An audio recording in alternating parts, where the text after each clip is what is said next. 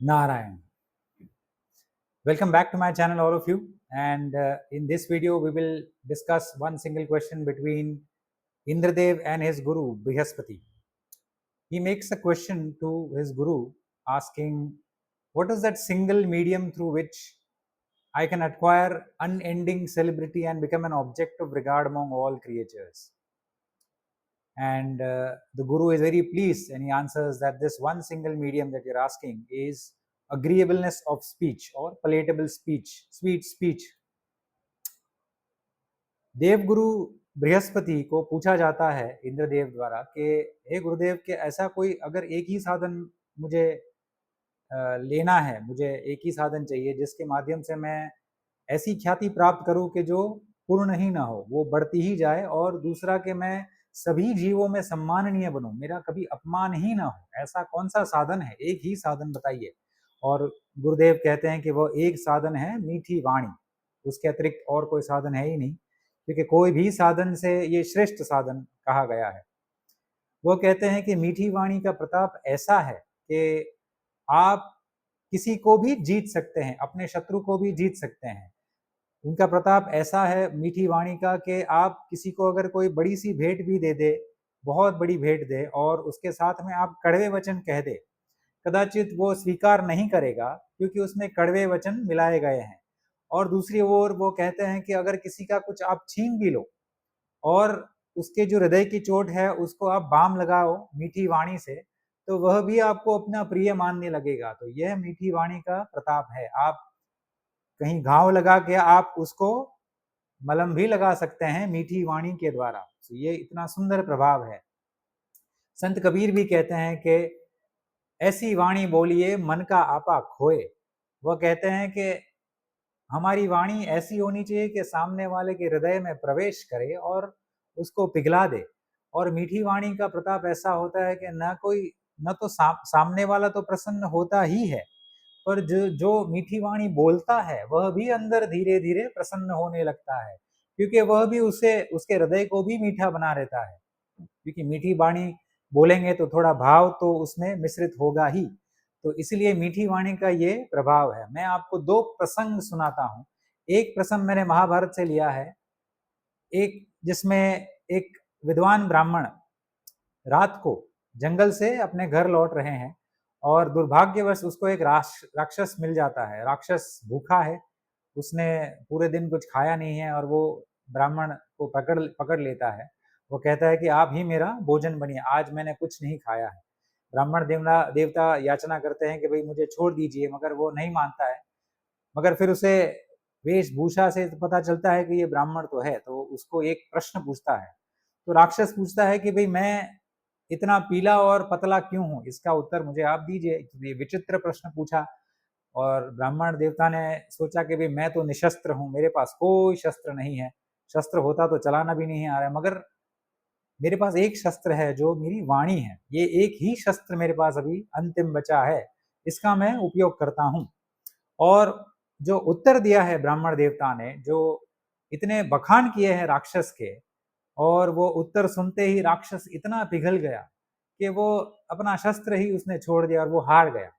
और वो इतना मतलब वो मुग्ध हो गया उसके शब्दों में कि राक्षस ने ब्राह्मण को अपना मित्र बना लिया और कहा कि भाई आप ब्राह्मण देवता आप जाइए, मैं आपका मित्र ही हूं, मैं आपको खा ही नहीं सकता, क्योंकि आपके जैसे मनुष्य को इस पृथ्वी पर होना चाहिए, आपकी आवश्यकता है, तो इसलिए मैं आपको नहीं खा सकता, आप जाइए।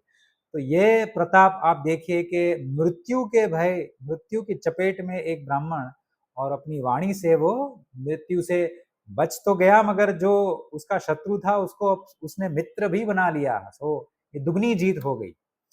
दूसरा प्रसंग है श्रीमद् वाल्मीकि रामायण से, और श्री रामचंद्र भगवान और लक्ष्मण ऋष्यमुख पर्वत पर पहुंचते हैं सुग्रीव को ढूंढते ढूंढते पंपा सरोवर के आगे। और सुग्रीव के चार मंत्री है, उसमें से एक है पवन पुत्र हनुमान, और हनुमान इन दोनों को मिलने आते हैं, भेष बदल के आते हैं, और लक्ष्मण और हनुमान का संवाद आरंभ होता है। कदाचित 10 मिनट 15 मिनट तक चला होगा।